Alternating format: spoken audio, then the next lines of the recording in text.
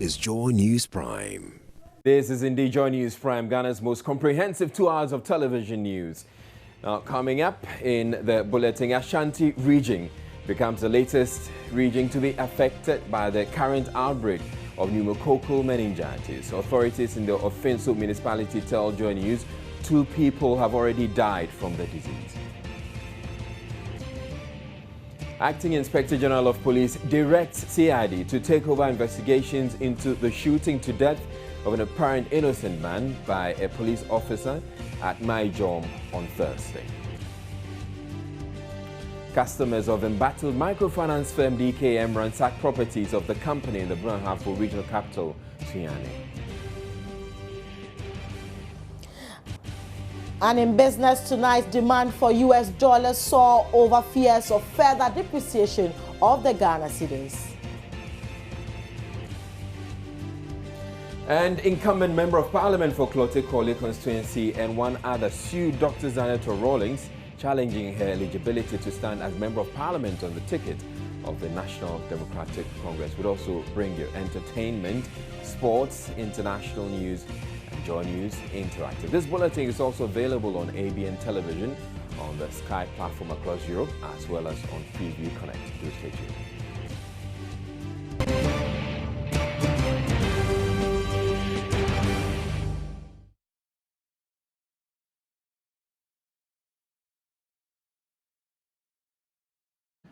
The Ashanti region has recorded its first cases of the deadly pneumococcal meningitis.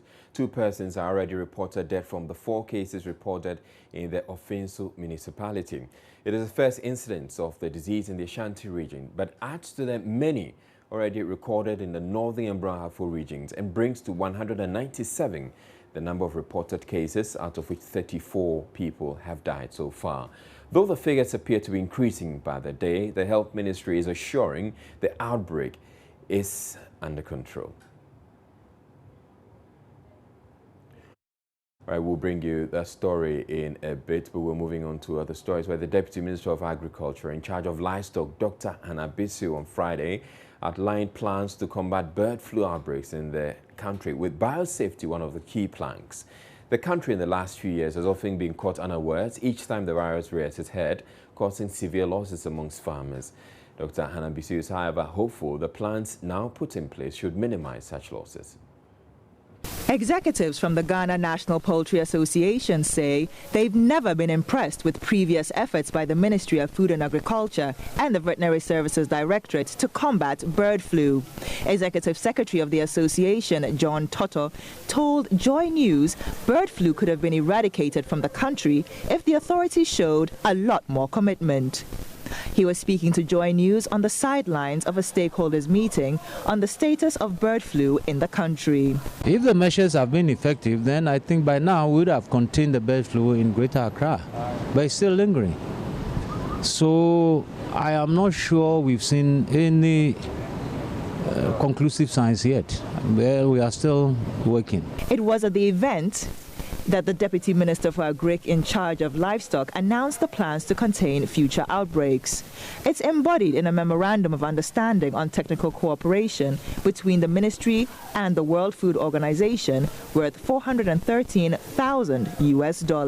Other measures, restrictive movement, the ban on movement, from affected countries to Ghana and other things, has also encouraged them to come again with a package of $413,000 US to help us, in the training, the workshops that we organize, and, training of our farmers, and some of the kits that we may need in our various labs, in strengthening the 10 labs across the country to help eradicate, eradicate and prevent the disease. The Deputy Minister of Agriculture took advantage of the stakeholders meeting to strongly warn all veterinary and paraveterinary officials who leak unconfirmed information to the press. I think that the caution has gone out there, and for the officers, they know exactly what to do and what not to do. And of course, once they speak to your media house, we know who spoke, and we're going to have to deal with with whoever will be involved in the false alarms that they give at certain times. Easter is coming, so we are watching out to see who comes out during Easter and gives a false alarm. Figures from December 2015 indicate that a total of 140,154 birds were destroyed and over 23,000 birds have died naturally from bird flu. The Greater Accra, Volta and Ashanti regions were the worst affected, with the Greater Accra region recording the highest figures with 9 out of 14 districts affected. We're returning to our first story, where the Ashanti region has recorded its first cases of the deadly pneumococcal meningitis. 2 persons are already reported dead from the 4 cases reported in the Ofinso municipality. It is the first incident of the disease in the Ashanti region, but adds to the many already recorded in the northern and Brahafo regions, and brings to 197 the number of reported cases, out of which 34 people have died so far. Though the figures appear to be increasing by the day, the Health Ministry is assuring the outbreak is under control. The Ashanti region is the latest to join the 2 regions that are already battling with the outbreak of pneumococcal meningitis. The health director for the Ofinso municipality confirmed the deaths to Joy News. Yeah, we had in fact, we had 2 confirmed cases with 2 deaths. And then there's other one with 2 specimens. We are still waiting for the results because we sent to the reference lab in Kumasi.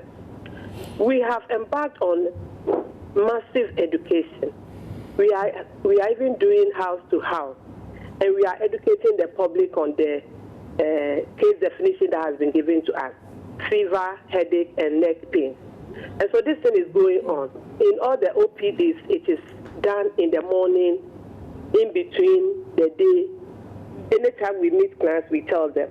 Fever, headache, and neck pain. Is that all it takes to get this meningitis? No, if you get a case like that, you should be suspecting meningitis. So you don't go straight away diagnosing malaria. The Brongahafo is now the hotspot for the outbreak, with 7 of its districts recording increasing cases. The outbreak started last year in the Tyne district of the Brongahafo region, but spread to Winchi, Techiman, Brohani, Kintampo and Sine districts in the same region. The Bola district, as at Friday, had 16 reported cases, 9 confirmed, 3 awaiting lab results, and 6 deaths. The Deputy Minister of Health, Dr. Victor Sari Bampo, however, says health authorities are controlling the outbreak through key interventions. What has been done by the districts and the regional health management teams is that they have actually started public education of the people within the districts to ensure that people who have the disease identify it early so that they can come to hospital, because when they come to hospital early, then they have a better chance of survival. We found that for the most part, the organism that is causing the meningitis is not the normal one that we normally see around this time of the year, the seasonal, what we call the cerebrospinal meningitis. That is caused by, this one is a different strain which is caused by what they call strep pneumonia. So it's a different bacteria. And it's come about because a few years ago, the Ministry of Health and the Ghana Health Service undertook a widespread vaccination of the 3 northern regions. This means that the one that normally occurs in those regions has been suppressed, and that has given rise for this new strain to come up. This new strain is more virulent, so it's a bit more deadly, but then it spreads a bit less. Meanwhile, the Ministry of Health has received over 2,000 vials of antibiotics from a pharmaceutical company, Pharmanova, to help fight the ongoing pneumococcal meningitis outbreak in the Brongahafo and northern regions. We have been called that if we can arrange the drugs for the meningitis.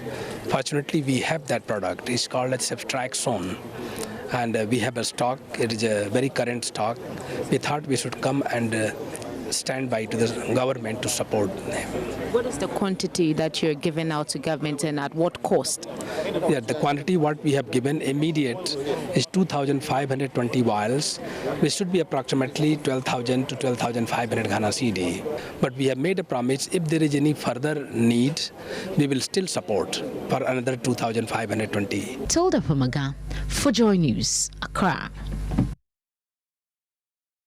Matilda Pamaga. The chairman of the Public Accounts Committee is citing deliberate acts of laziness and negligence of professional duties as reasons for the numerous financial irregularities identified in audited reports of ministries and other government agencies. The audited report currently being scrutinized by the committee has revealed serious infractions and disregard for procurement regulations. Today, monies unaccounted for, realized from an auction of some vehicles belonging to the Ghana Health Service, dominated discussions at the committee.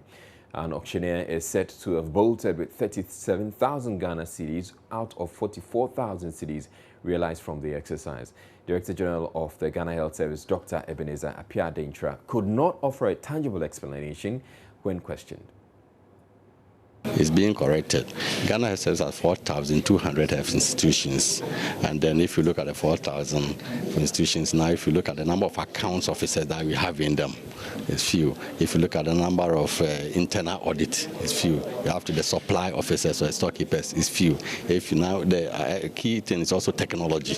Nowadays is technology. You don't just go counting things. You just press and then you know your logistic information system, and then you know the procurement. So it's like the system is challenging, and that's the direction that we are moving. So if each year in year out, things are getting better and better and better. Time comes now you don't even see anything here because whatever you ask, is picked by the internet connectivity. And that is the direction we are moving. So now you are saying that the internal controls are quite strong to deter some of these things? Oh yes, yeah, they are. So now our committees are working. Now you have the entity committee, look at the procurement committees. Now you find that you have the what they call the accounting officers. Not enough, but at least quite a number. Internal audit too. Now we have them, but we want more because they are the people actually who make sure that the controls are kept in place. Then we also the IT. Recently is the time we now got clearance for some few IT personnel. But ideally, every facility should have an IT, and the software should be worked on so that there's hospital electronic records management system. And then now, for example, now government has also come with on-site banking. You collect your money in the hospital, straight away you bank it. So you find that as the system moves towards development, the middle income development, everything gets clear. In the European countries, the difference between them and us is that they advance in technology. Every name is somewhere. Whatever you do is recorded. How you appraise it, your payment or something, they are all there. Technology links everything. But we now use a lot of paperwork, and then we also depend on human beings. And the people complain of maybe some resources and so forth. A member of the Public Accounts Committee, Barima Osei Asare, told parliamentary correspondent Elton John Brobe that the failure of government to sanction officials who misappropriate public funds is continuously encouraging mismanagement of state funds. I believe it's lack of sanctions. In a private business, there are sanctions, and they go strictly according to the sanctions. Provided you do anything wrong, you are sanctioned. But here, what we see is whenever anybody does something or when an audit query is raised about an officer, the next thing they do is to transfer the person to another region. You remember they gave us evidence that this national service guy who went to Ghana Health Service and committed all the fraudulent deals to the tune of 174,000 Ghana cedis went to bust, and this time he was busted, and so he's been imprisoned for 25 years. If we see more of these things, I think people will sit up. So they should crack the whip, and I think the Attorney General should also help. Yesterday, they were just lamenting Ghana Health Service, the Kita Municipal, hospital, and they were just lamenting about the way the Attorney General is not up to it. They have to chase you and a whole lot of things. We all heard them. So I think we should all help. We should all help. If we want to make things better, we should all help. Let's crack the whip. Do your part. The Attorney General should do its parts. The organizations and everybody should do, their parts, play their parts. And we can get things done. Well, the transport manager at the Ministry of Health, who disappeared from Thursday's sitting of Parliament's Public Accounts Committee on Friday, showed up. The committee had asked that he appear before it to respond to irregularities on an unauthorized charge on insurance premium on the ministry's revolving fund totaling over 3.4 million cedis. Ebo Hammond had excused himself from Thursday's hearing on the pretext that he had developed a stomach upset. When he appeared today, parliamentary correspondent Elton Brobe asked him why he had disappeared from the PAC sitting. I understand that they said the stomach upset was because I was here. No. I was coming from Cape Coast and I took food on the way. When I came in the night, I had a stomach upset in the house. My Director General was aware of that. In fact, he was aware, but he said that I should try and come. What I was coming here to respond to help him to respond to, was the auction. The one who is running away with government money for me to go and collect back. So how can I come from Cape Coast on an official assignment and come here and then at the end of the day run away? For what? I mean, run away. I am somebody you can find. I'm a lecturer at Gimpa. I work in the Ghana Council as a deputy director. My level, run away for what? So at the time you were called, where were you? I told you that in the night prior to that, I was coming from Cape Coast and I took food. My driver is around here. I took food. Were you called on phone? Were you called on phone? Myself? Yes. Yes, my colleague called me on phone and I told him that I am at the pharmacy shop buying medicine because of my stomach upset a night before. And later you came with an Imodium. How long did it take you to get here? How long that took? Yes, when I bought it, you know what? What the pharmacist told me that, have you eaten? I said, no, I have not taken anything in the morning because I just arrived to a meeting. He said, no, you have to take food before what? You taking this food. Sorry, you're taking this medicine. So from there, I rushed to the office. Rushed to the office to take coconut water and the inside of it so that I could take the medicine. So whilst I was there, I was called again that, there's media saying that I'm running away, blah, blah, blah. That's all. Then fine. The good thing is that I finished, the driver was going to buy food for me. He should stop. I'll take this coconut water and whatever is inside and rush back. Interestingly, excuse me say, even though we are here, but our life is important. My stomach is churning. I have a stomach poison. Time will not be something I will think of. First of all, I have to think about my life. What about if I finish here and I collapse and die? So, and where did I go? From the pharmacy, so straight to my office. My office is just close by the Ghana Health Service offices. That's what I was. Then after that, when I took the medicine, I rushed back here. You're watching Joy News Prime. We're taking a break. We'll be back with more.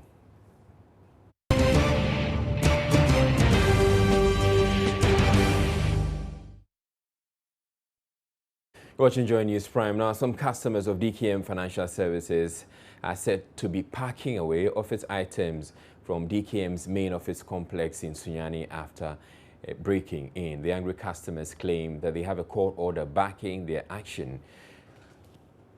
Precious Semevo is following this story and joins us on the phone with more. Good evening to you, Precious.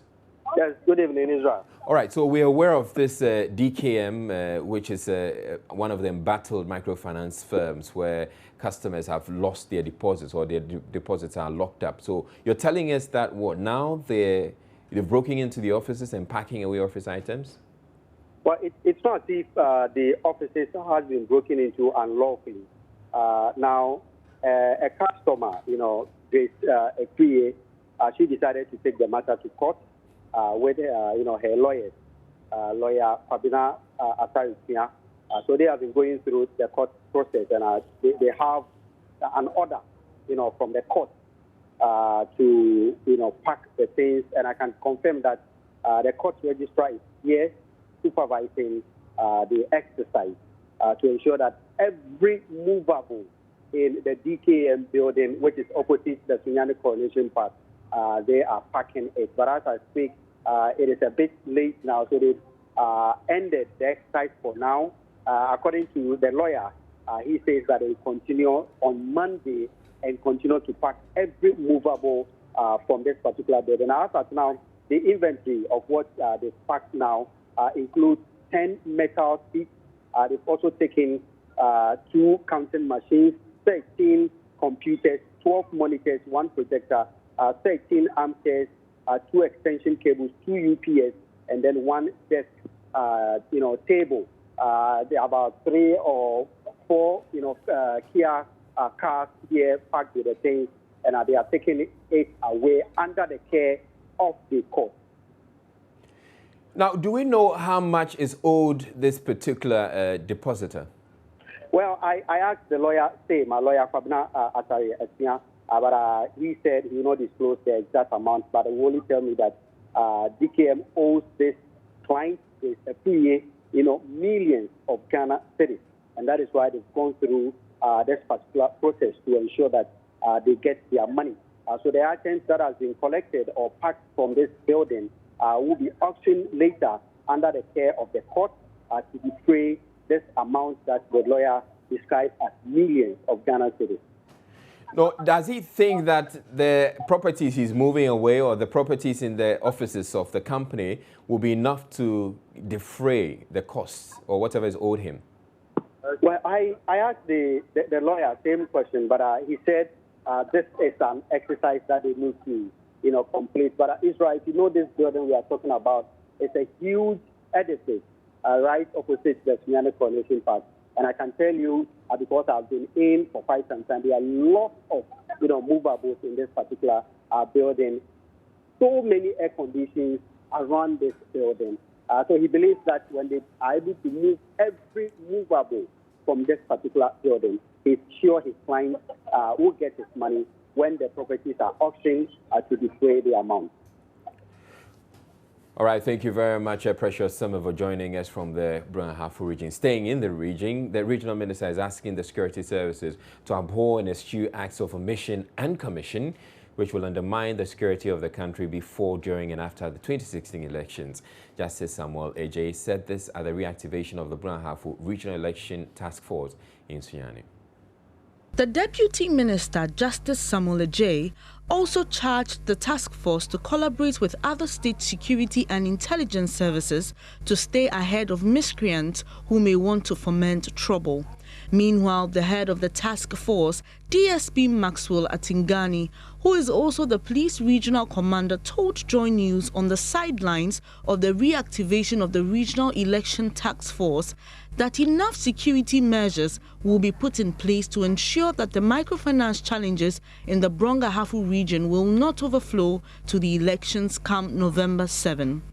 Customers whose investments remain locked up in DKM, God is Love, and the others continue to agitate, and many are of the view that it has the potential of causing mayhem if not resolved before the general election. But DSP Maxwell Atingani says they will take security steps to avert that. We will set up an operations room here. This is just the beginning. We will set it up. We will have even press room too. We will have it there for all the press men to be here, and then the monitoring will take place. The measures will be by National Media Commission. I don't want to play National Media Commission, but what we'll do is just like what I'm appealing to you to do, to always try to consider what people will come and say. He also appealed to the media to be circumspect in their reportage and to control their studio guests in order not to inflame passions. Elsewhere, the new Patriotic Party presidential candidate Nana Akufo-Addo Dankwa has appealed to traders at the Kumasi Central Market to vote massively for the party in the 2016 election so it could liberate them from the hardships currently brought on them by the current NDC administration. He made the appeal when he visited the market to sympathize with traders who lost their life savings in a recent fire outbreak. Mahmoud Mohamed Nuruddin reports. It was a jubilant atmosphere at the Kumasi Central Market as traders crowded in from all angles to catch a glimpse of the flag bearer of the new Patriotic Party, Nana Addo Dankwa Akufo-Addo. He pledged 200 bags of cement to help the victims reconstruct their shops and resume business. Nanado asked for votes from the market women when the polls opened on November 7, giving the assurance that he would change the fortunes of the country. I'm about to say, bags of cement. We are offering you 200 bags of cement to help you rebuild. We want you to vote us into power, but without using violence, so that we can deliver you from the hardships that the Mahama administration has buried you with.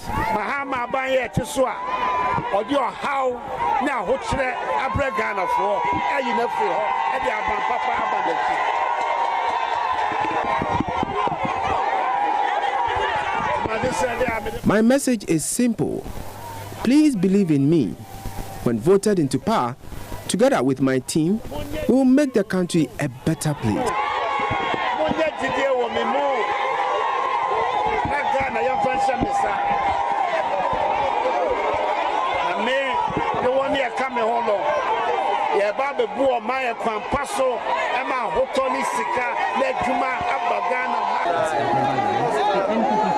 Promised to give displaced residents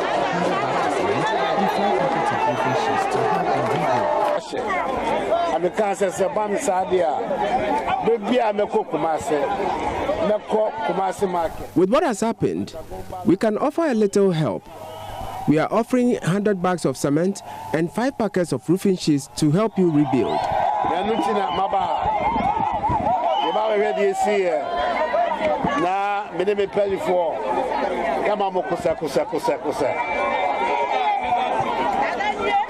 Yes, Kakani between the Ayaboa. Eti maybe Shaba and the say. We are also bringing exercise books, textbooks, and uniforms, all 100 each. And 5 packets, roofing sheets, and so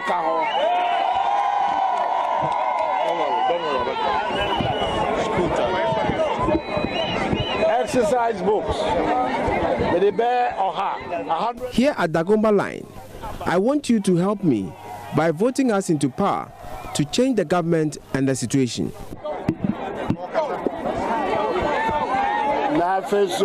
School uniform and also 100 Ebremo and Mwakakra and Ebasi and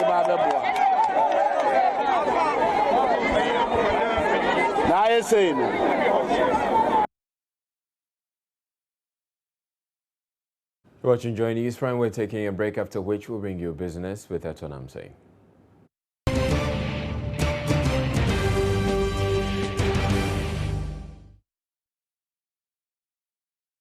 Right, so the Ghana city apparently has more troubling times, or finds itself in more troubling times. Etonam says here, and she's going to explain it all to us. Good evening to you, Etonam. Good evening, Israel. You carry on with the business. All right, thank you, Israel. Now, fears that the cedi could be depreciating further in the coming weeks have resulted in some mad rush for dollars.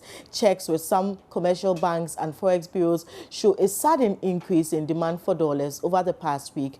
But what other factors could be fueling this? My colleague George Riafe has been finding out.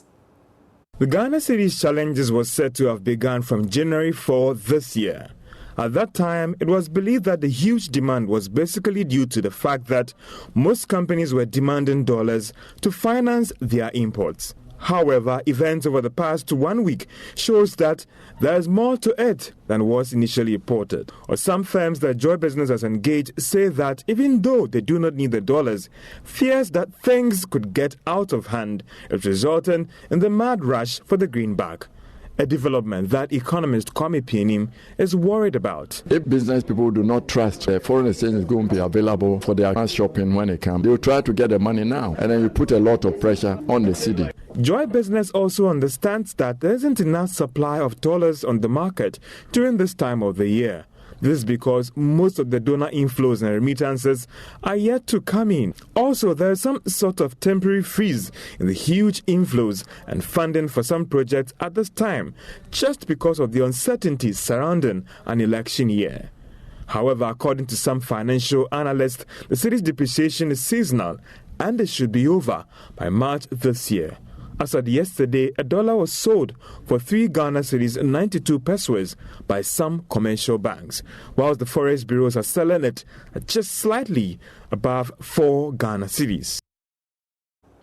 Meanwhile, currency dealers at commercial banks are predicting the Ghana cedi will start stabilizing against the US dollar from March this year. President of the Association of Financial Market Operators, Othinio Queno, has been explaining to Joy Business the basis for their projections. The economy is beginning to pick up. The power situation, at least some stability is being seen now. What we expect is that manufacturing saw the biggest hit, may potentially be back on stream, and we begin to produce. Well, I'm looking at it from the export side of things. If the export begins to pick up, then largely we might see some improvement in flow. The biggest situation that we have confronted with is the fact that commodity prices are not doing well, especially on the oil side. But I think that if we are able to get the export side to improve significantly, potentially we might see some improvement in the FX flows that we have. Also on the IMF side, at least we are getting little support by way of our being part of on the program. So that is also helping. I think that if you look at our reserve position for now, I think that is quite healthy. And in the eyes of the offshore investor, he thinks that largely the central bank may be in a position to intervene as and when necessary. And therefore, it might not put pressure on them to exit some positions that they have within the country, which also contributes to the pressure that we see on the currency.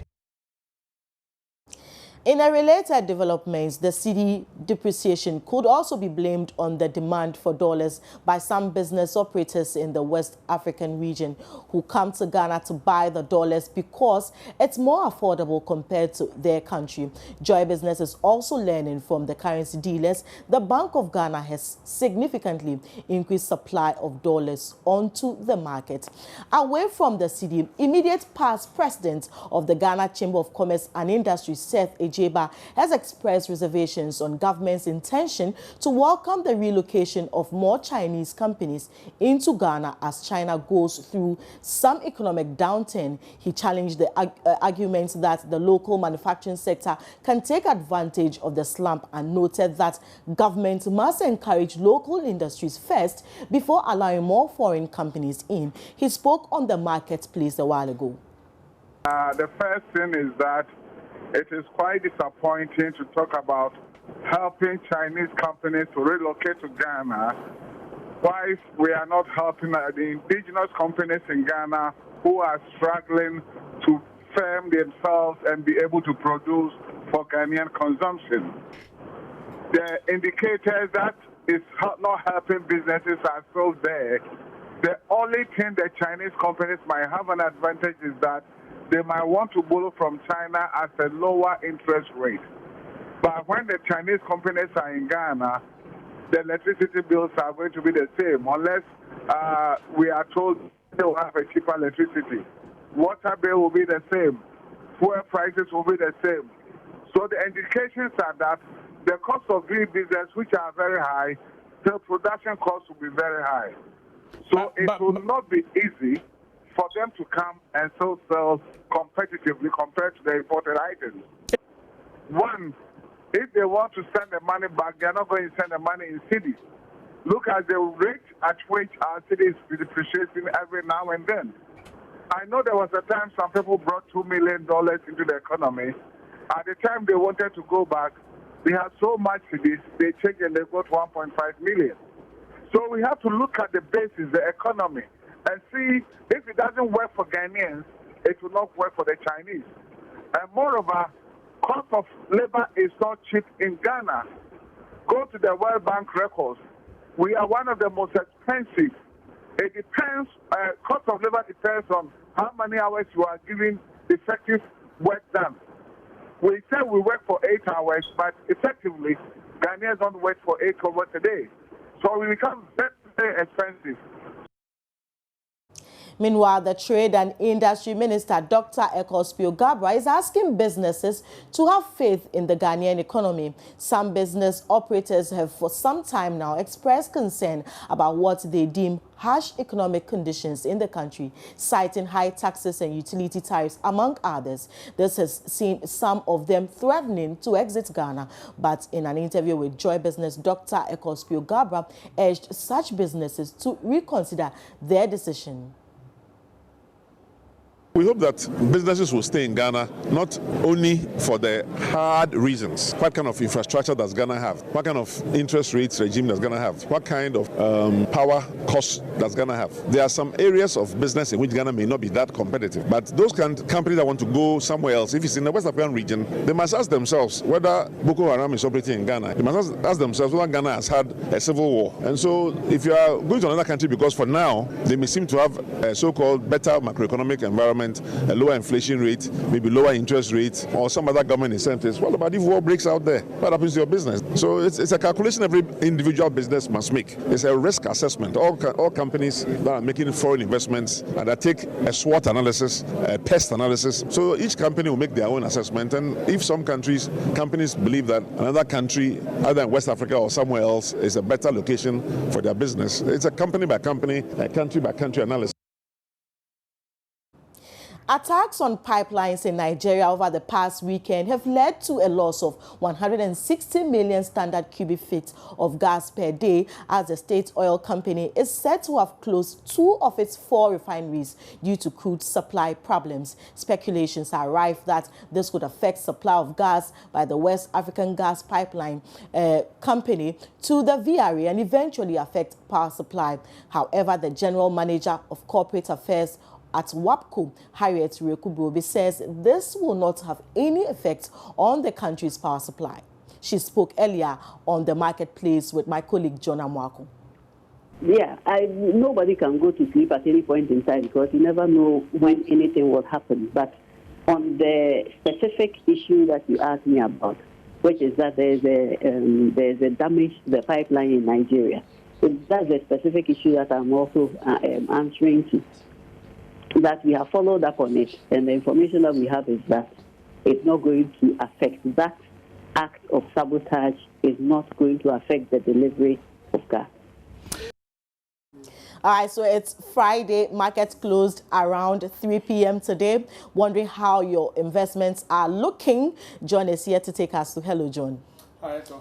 Do we have some good news? I see some liquidity. Exactly, a lot of good news actually on the market. Today we saw a lot of volumes trading on the market. We have almost something close to about 1,018,000 Ghana cedis actually changing hands up there. That's as big. Against what happened yesterday, 2 million. Okay, so I think there's been some consistency in terms of the volumes that are trading. Basically, that is how it is. And also, we did see some increment in the market capitalization, meaning the total value of the market also went up by some almost about 2.5%. Okay, that also enhanced the composite, that's the index. Meaning, if you want to measure the performance of the total market, right, the market actually did go up by almost about 26 basis points. That is how it is. And if you have actually been investing in the financial market, your index is almost to about 34 basis points. That is how basically it is. Tell me something with the commodities. And of course, the market also did move actually somehow. Because right. Unlike yesterday, we did see some other commodities also changing hands and all that. But then it's been quite good. But commodities. Crude. I'm interested in crude, cocoa. What do you want to hear? Good news. I'll tell you. Good news, John. It's good and bad for crude, because for crude, it's gaining. It's now 31. You know, it used to be 37, 38. It would be around 37, 38. Today, it's 31. It gained $2.21 to close at 31.46 per barrel. Gained almost about 7.55%. But gold keeps losing over the period. For the past 3 months, gold has been losing. But cocoa gained your favorite also did gain about $18 to close at 2,874. That's basically how the international market looked like. So and today, the CD, is it gaining against the US dollar? No.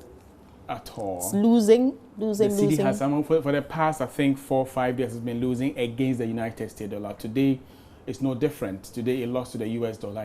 It lost to the British pound.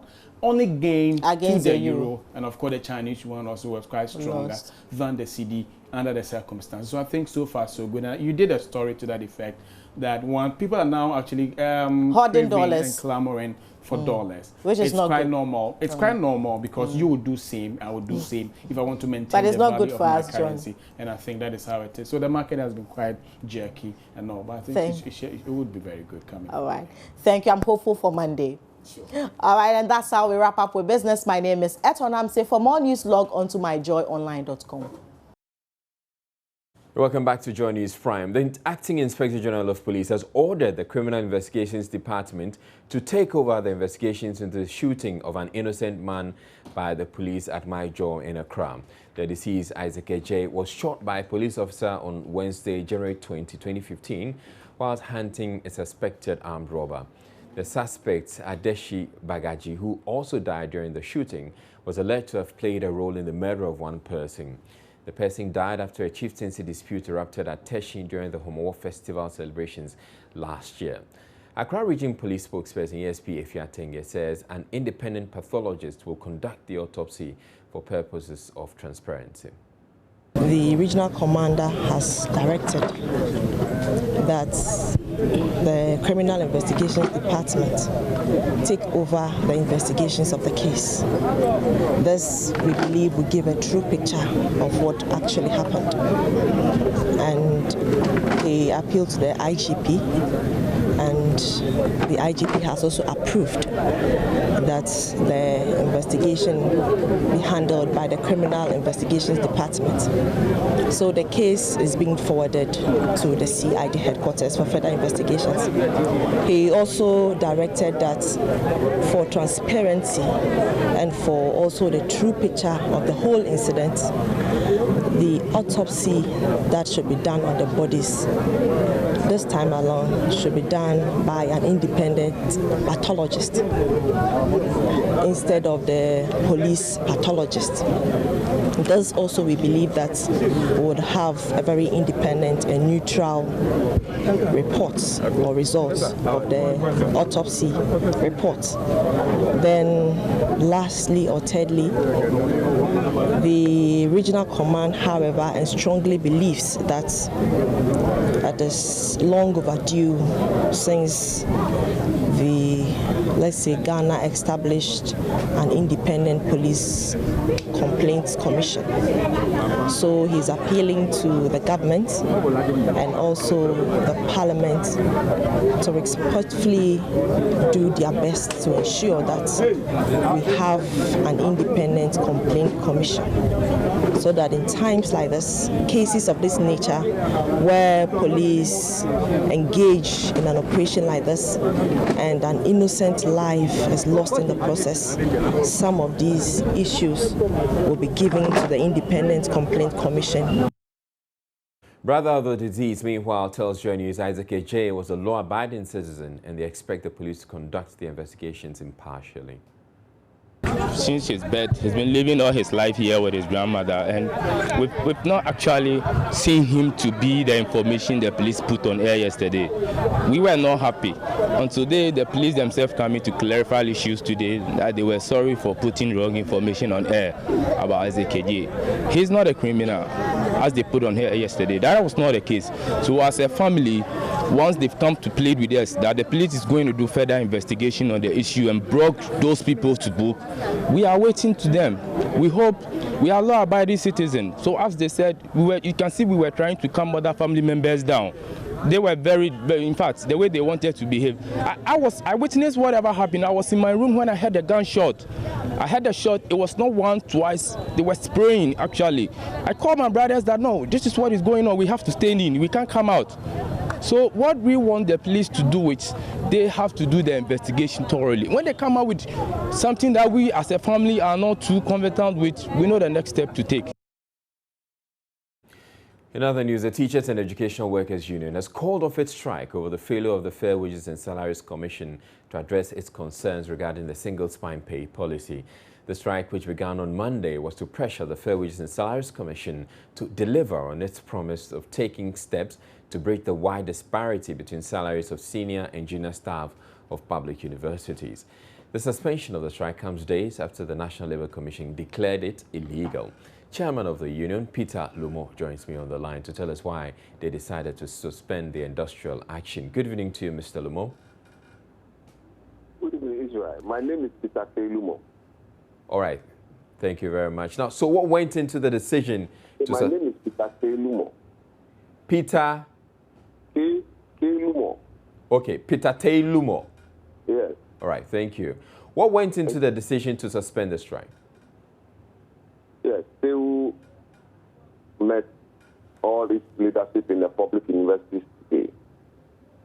And we have called off the strike because yesterday the Vice Chancellor, Ghana, TEU, and Fair Wages and Salaries Commission met to discuss the issues that TEU has with fair wages. And the rule is when you are at the table negotiating, you must not be on strike. That is why we call off our strike this evening, asking our members to resume work on Monday and calling all the parties involved, Fair Wages, Ministry of Employment, Vice Chancellor Ghana, to ensure that this time around, come Thursday, God willing, we should be able to resolve the issues that they will have with Fair Wages for the past 3 years once and for all. What are some of the assurances that we're giving you at this meeting that's gotten you to, ask your members to call off the strike? I must say that the poster yesterday of Fair Wages was a bit different from previous ones. Vice Chancellor Ghana was present. They will stated this piece that we have made some progress. A committee was asked to do some work, and we expected yesterday to discuss the committee's report and chart the way forward. But unfortunately, the human resource directors from the universities were not present at yesterday's meeting. So we agreed that come God willing Thursday, the human resource directors should be present and speak to the report that they have submitted to Fair Wages for us to be able to resolve this matter once and for all. All right, thank you very much. Peter Tailumo is the chairman of the Teachers and Educational Workers Union, and the news is that they've called off the strike, as the strike was called on Monday over disparities, they say, between junior and senior staff of the public universities in the country. We're bringing you international news next. Please stay tuned. All right, guess who's... Oh, I was actually reading your line. My line? Israel. Okay. Yes, I'm here, and I'm telling you what's coming up. Israel, this was a question for you. Okay. So guess who is running for parliamentary candidate of the Trobu Amasaman constituency? You? No. Let's have a look at who.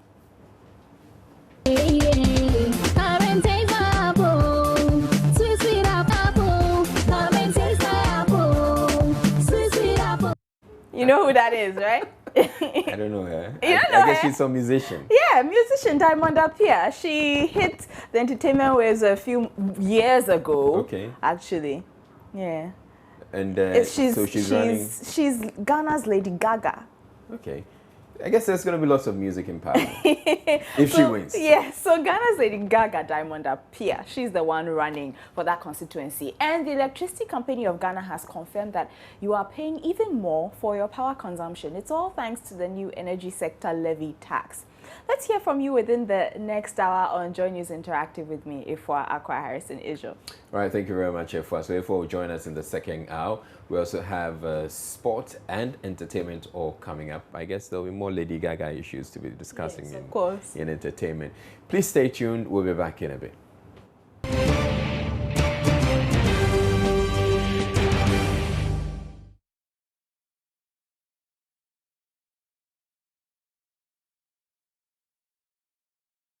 You're watching Joy News Prime Time now for a recap of our top stories. The Ashanti region has become the latest region to be affected with the current outbreak of pneumococcal meningitis. Authorities in the Finso municipality tell Joy News 2 people have already died from the disease.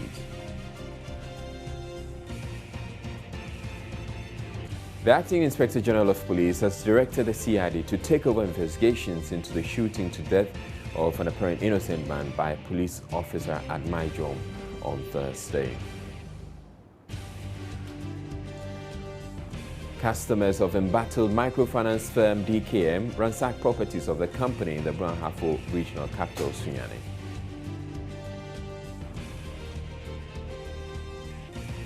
In business, demand for US dollars soar over fears of further depreciation of the Ghana cedi.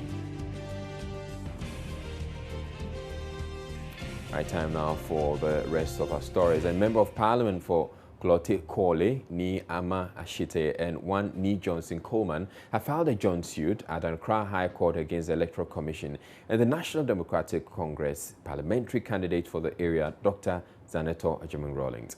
The two are challenging Dr. Rawlings' legitimacy to contest for a parliamentary seat under the 1992 Constitution.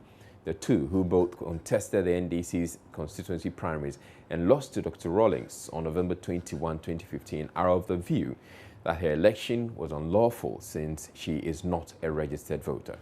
Now, the NDC has already conceded the Klote Kole candidate is not a registered voter. The Greater Accra regional organizer of the party, however, has some explanations why she was allowed to contest the parliamentary primaries. She herself knows that she needs her own vote to get there because the votes are counted one by one.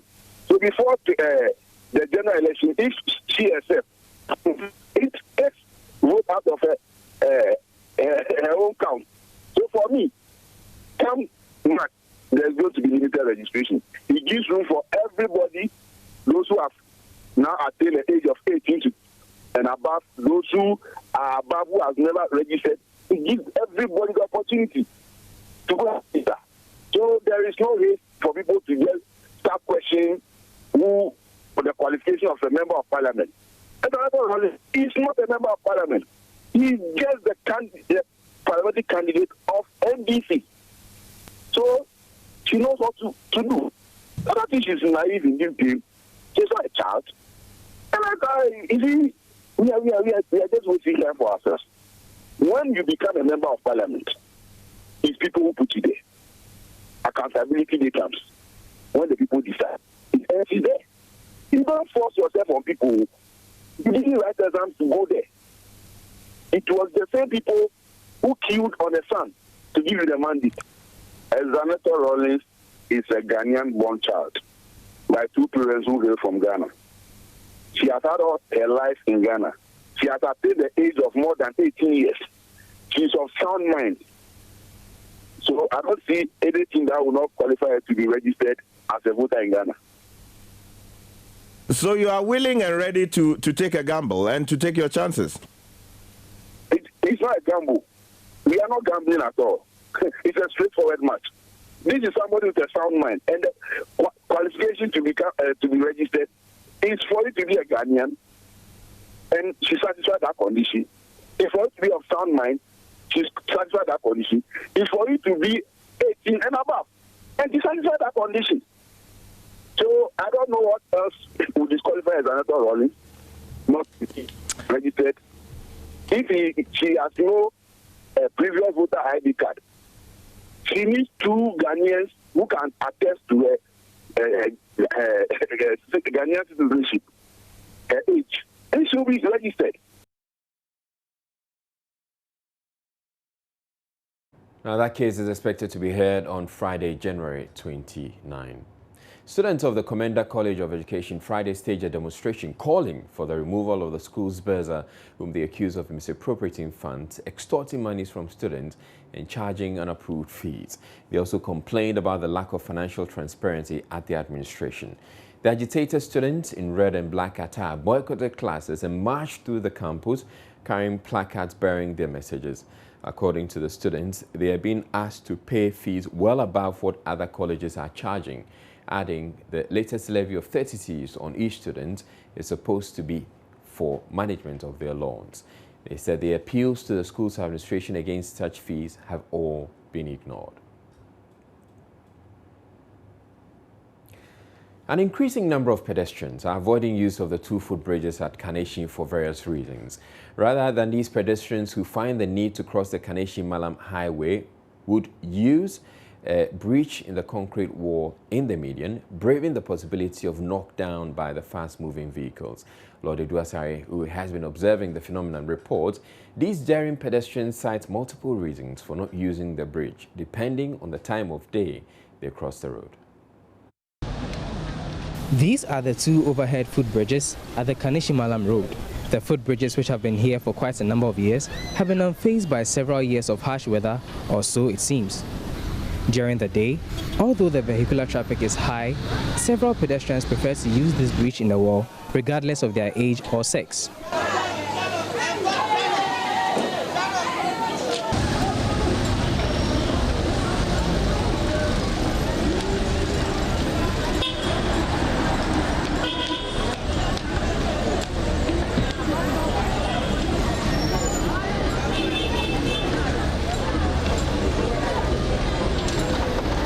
Here are some of their reasons.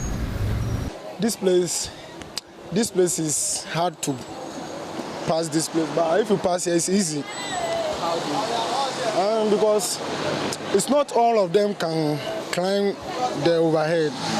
Yeah, mostly those old women and men, they usually pass this place. Yeah. Okay, but you are not an old man. You are very fit and strong. Yeah. So why are you using this place and not overhead? Okay, I think this place is short for me. I want to get here as fast as I can, and then my legs, I get tired when climbing the overhead. You see, everybody is passing there. So old woman is passing there. Young man is passing there, so me too, I go fit pass there. Some concerned observers say they have reported the situation to the authorities, but that hasn't changed the situation.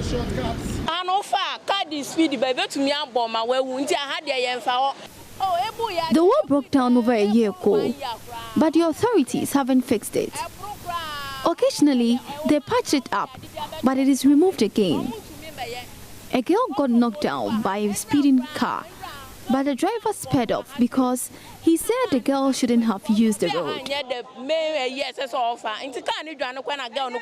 I revisited the area at night to see whether there was a change in the phenomenon. This is what it looks like at night here at the Kaneshi footbridge. Like you saw earlier, a number of pedestrians opt to use this hole within the wall as an exit point to get here. As scary as it may look, they are ready to risk it all, not minding that there's a footbridge up there, which is safer, by the way. I'll be speaking to some of them to find out exactly why they are doing this, because this is dangerous. There are thieves on the overhead bridge who attack us at night when we are returning from work, and they take our wares. Once it was really shaking, and then we were like, when it's windy or something, as if the bridge is coming to fall. So normally when I'm using, I normally even use the bigger one instead of this smaller one. Okay. And then I always get scared when I see those kids passing through that small thing over there. I think something should be done about it. Okay. The authorities has to do something.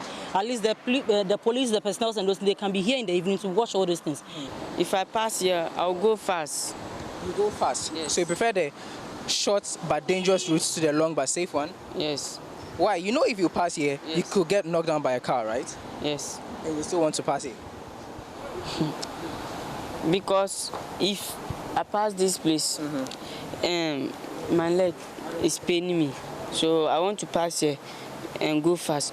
So until the footbridge is refurbished and the breach is permanently sealed, pedestrians who use it every day may have to brace the danger of crossing the road, using the breach, or make do with the wobbly footbridge. Ghana.Video, Asare, Kaneshi, Joy News. We're taking a break. When we come back, we'll bring you entertainment.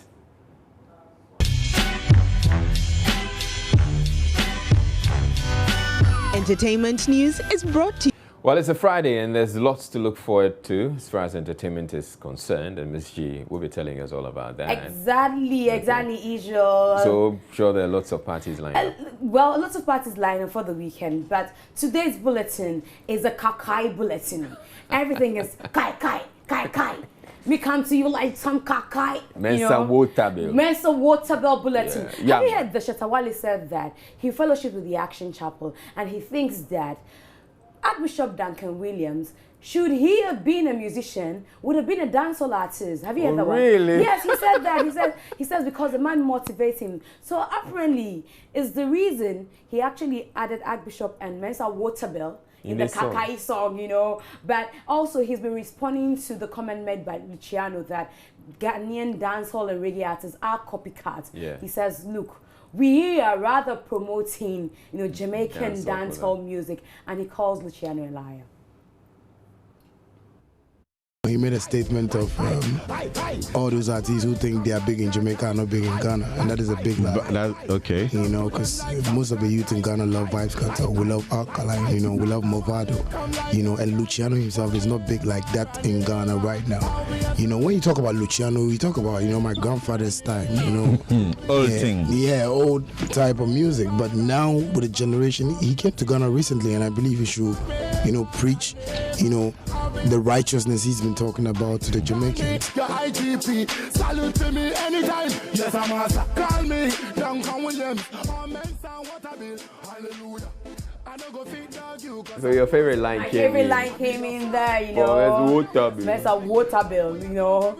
Anyway, so apart from talking about Luciano, Shatta Wale, a lot of people have wondered because we know him as Bandana, and then we wake up one day and he says it's now Shatta Wale. So he's been telling the story. Apparently, when he was in senior high school, the biggest dancehall artist at that time was Yogi Dogi. Do you remember Yogi Dogi? Yeah, Yogi Dogi was the biggest dancehall artist, and because he wanted to be like Yogi Dogi, he took a nickname for himself, Doggy. And then he decided to go and record his first song, which was Bandana from Ghana. And he used to wear a lot more bandana.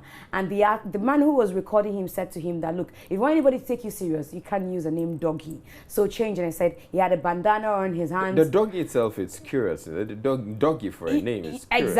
Exactly, you know. And so you don't want to know what kind of doggy it is. But he talks about why he changed his name from Bandana to Shatta Wale. When I was growing up, the best dancehall artist in Ghana I really loved was Yogi Dogi. Oh! And, you know, he was like always, I was always around him, you know, telling him, I want to be like you, you know, I want to be big, I want to make you proud, you know. When I got this deal, I was like, no, I need to come out well. I don't want anybody to think that's Yogi Dogi. So, you know me, I love to tie bandana on my wrist anytime or on my forehead. So something just came into my head and I was like, yo, let me use this name, Bandana, because I feel it sounds nice, it's catchy. People already know the name.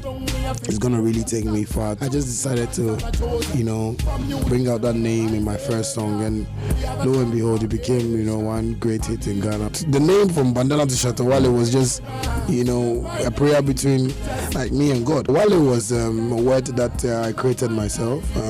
World alerted lyrical entertainer, or world alerted lyrical entertainer, or world acclaimed lyrical entertainer. When I worry with materiality, anything where we want to get it, bless me with life and opportunities. Okay, so that's a cool one. Yes, that's a cool one. World acclaimed lyrical entertainer. So, Wale. So the Shatta there, it's just like you're a guy, so I can say Shatta Israel. Yeah, man. Yeah, you know. Wale. So you just say, yeah, man. Do some Jamaican patois for me, yeah. Yeah, man. Miss G.I. Hey, that's your patois. Ask for it. Yeah, this one, Luciano will even comment about your own. Your own doesn't pass for anything. In fact, yours is not copy. Yours is nothing close to Jamaican patois. Well, I'm creating my own original patois. So you say what?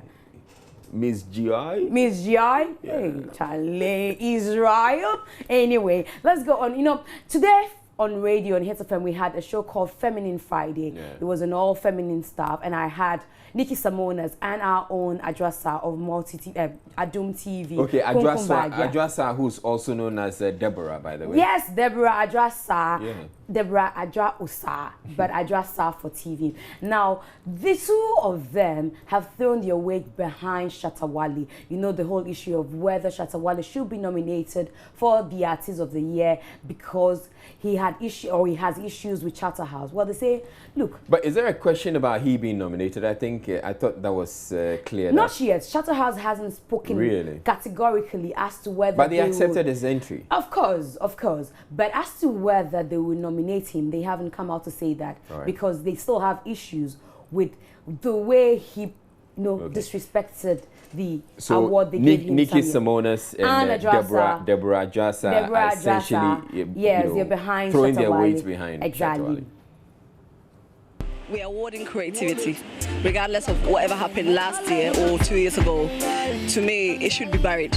Or it's the old news. If he's actually come out to say sorry, then they should bury it and then move on. Give him the award if he deserves it. They shouldn't look at the faults of our stars. We're human and we're bound to make mistakes. The only difference is that because we're in the media, everything comes out. So if all is said and done and everybody's at peace, if he deserves it. If he doesn't, next time, there's always a next time. Yeah. She got things you don't know. Hold it. Everybody hold it. Hold it. Just go down and hold it. This is like hold it. Yeah. Everybody hold it. Okay. And then you chuck small. Well, you go to the club. I didn't get to go to the club, so I don't know. Did I invite you? Moves. No, I say you get to go. Okay. I am invited to go cover. Okay. You know, work. Is that your excuse? Yes, I go work. So your excuse is I go work. Have fun whilst working. Oh, it's work and happiness, you know. It's always good to, you know, but it's amazing how our actress and TV presenter know dancehall music. They've actually been responding to Luciano. They had some good message for him. You know, music is versatile. You can twist anything. You can make your own language. You can put in. You can mix tracks. You can mix beats. So for Luciano to say that, I really don't get him, because I believe that the more versatile you are with music, the more it sells. So Luciano should chill. He should chill, kakra. We should just relax as Ghanaians to have our fun with the little we know about patois. To me, I think he's seeking for unnecessary attention. And please, Luciano, you've had your day and your time. We respect you for what you do, but it's not right. Don't even do it. Doesn't speak well of you. And I think big ups to Shatta and Somboa. You guys are incredibly amazing. Them the talk about me, yeah. Them the talk about you too. Them the talk about me, yeah. If your body they want you.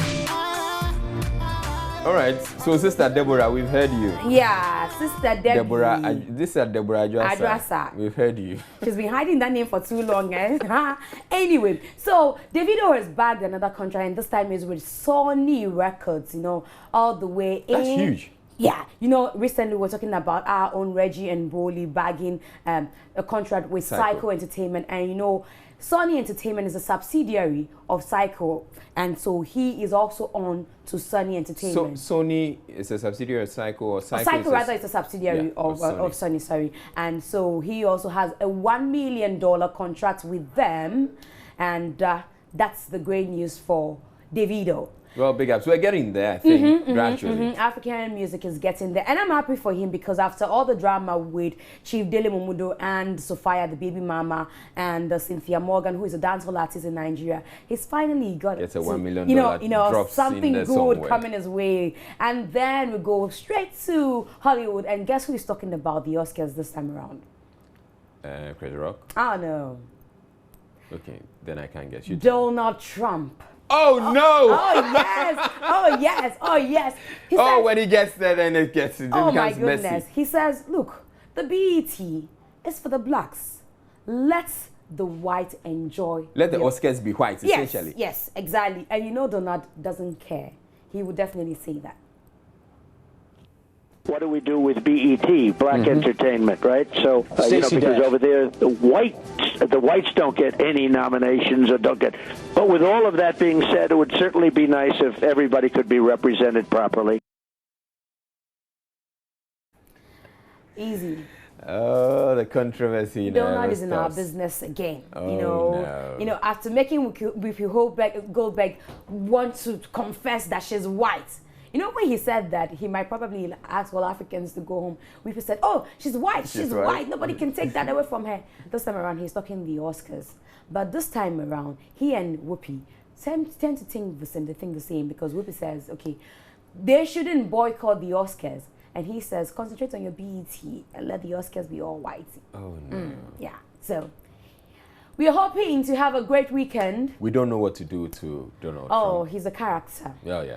He's a big character. He should come to Ghana, you know. We'll find what to do with him here. He'll come to Ghana. He'll diss us and tell us. When he comes, we'll show him what it is like to be black, you know.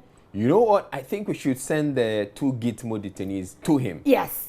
They should go and be with him. Yeah. And then he can preach to them. Exactly. All that he says to us. We are not concerned anymore. He tell the Gitmo too. And then they'll handle him properly for us. But that's it for entertainment. And it's brought to us by Airtel, the smartphone network. Israel. So where are you hanging out?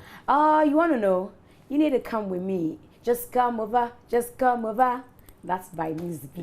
Miss G wants to get a record label. He wants to get Sony Entertainment. Okay, Sony and Psycho. You can sign me on, you know. I've got a good voice, you know. At least I can rap, you know. If I can sing, I can rap, you know. So Israel, I'm wrapping up now to go chill for the weekend. So when I'm back on Monday, I bring you more great stuff. I sound like I'm British, you know. So you get me signed on.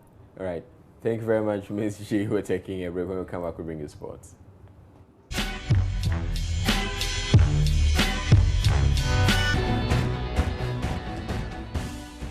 All right, so there are games lined up for this weekend from the English Premier League. Gary Smith is here to tell us all about that, plus some other stories making rounds on this in the sports circuit. I do. The biggest one, of course, for the weekend is Chelsea versus Arsenal. How do you think it's going to go?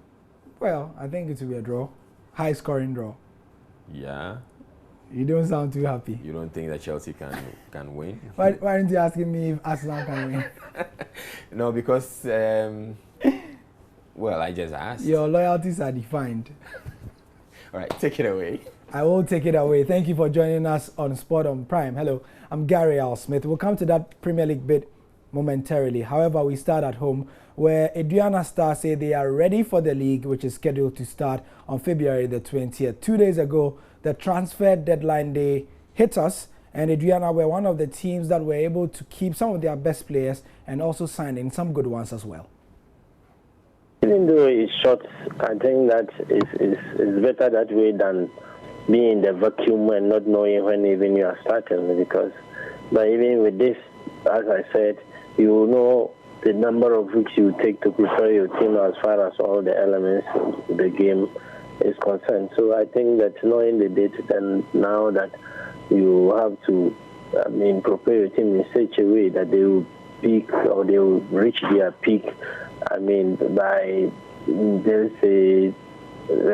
by 10th or 15th, and then the competition with that good form. Would your team, Adriana Stars, be ready, to start the league on February 20?